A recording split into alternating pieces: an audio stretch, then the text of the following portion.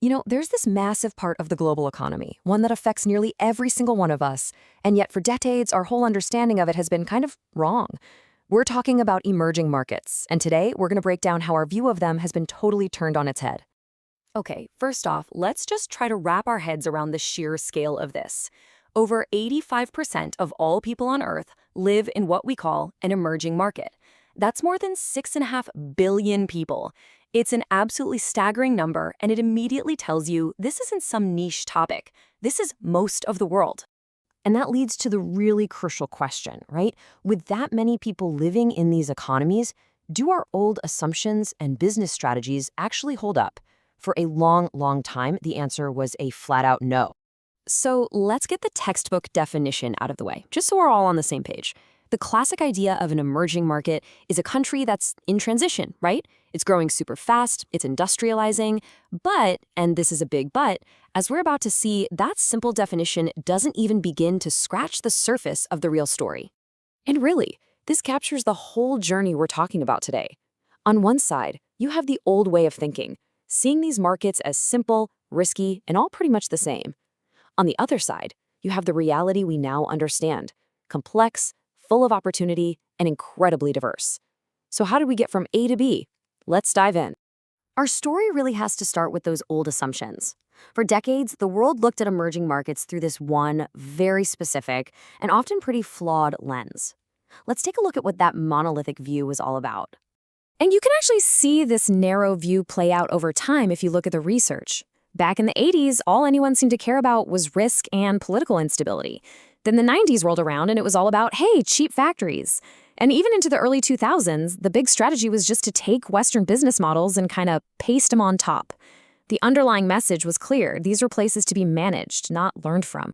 This whole outdated picture was really built on just a handful of core ideas. The thinking was that their institutions were weak, that all the consumers were the same low-income group, and, this is a huge one, that they were followers, that they just copied ideas but didn't come up with their own innovations. But then, reality kicked in. The world started changing so fast that the old models just couldn't keep up. It forced everyone to go back to the drawing board and basically reevaluate everything they thought they knew. So what was the big catalyst for all this? Well, it was a number. 3 billion. 3 billion new consumers entered the global economy. Now, that's not a small shift. That's a seismic event that completely rewired everything. This massive new middle class didn't follow the old rules, and it sent businesses and researchers scrambling to adopt. This table really lays out the paradigm shift perfectly. We went from seeing consumers as passive and just driven by price to realizing they're aspirational and super digitally savvy. We went from thinking of them as imitators to seeing them as hubs for new kinds of innovation. I mean, things like frugal innovation, doing more with less, and reverse innovation, which is wild. That's where a product designed for, say, India gets adopted all over the world. The big takeaway is the shift from seeing weakness to seeing resilience, and from just cutting costs to actually creating brand new markets. So this new reality, of course, brings with it a whole new set of questions. It pushes us to look forward. So what are the big unanswered questions that researchers and business leaders are grappling with today? First up, technology. We absolutely cannot assume that a digital transformation in Mumbai is going to look anything like one in Munich. So how are things like mobile-first economies and instant digital payments going to create entirely new ways of doing business and even new ways of living? Second, and this is huge, is the rise of new champions. The era of these economies just being workshops for Western companies is pretty much over. The next great frontier is understanding how companies from these markets can build their own global brands and compete head-to-head with anyone. And finally, their role on the world stage.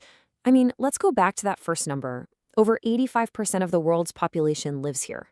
There is just no way, zero chance, we solve the big global challenges like climate change or inequality without them being at the very center of the solution. So what new ideas and perspectives will they bring to the table? To even start answering these questions, we need a new playbook.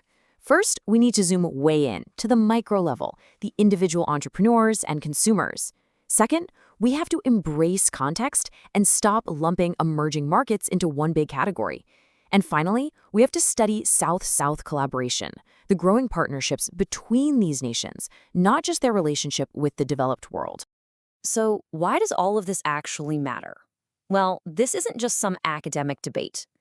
This evolution in thinking has profound real-world consequences for business, for policy, and for all of our shared global future. This quote right here really gets to the heart of it. The biggest shift is in our mindset. It's moving from a view that's focused on what these markets lack to a view focused on what they can create. They are no longer problems to be solved, they're sources of new ideas and new solutions for the entire planet. And that leaves us with one final thought to chew on. The term emerging market isn't a permanent label, it's just a snapshot in time. As today's giants become tomorrow's economic superpowers, a whole new wave is already forming behind them. This process of reevaluation is continuous, and the question of who comes next will probably be one of the defining stories of the 21st century.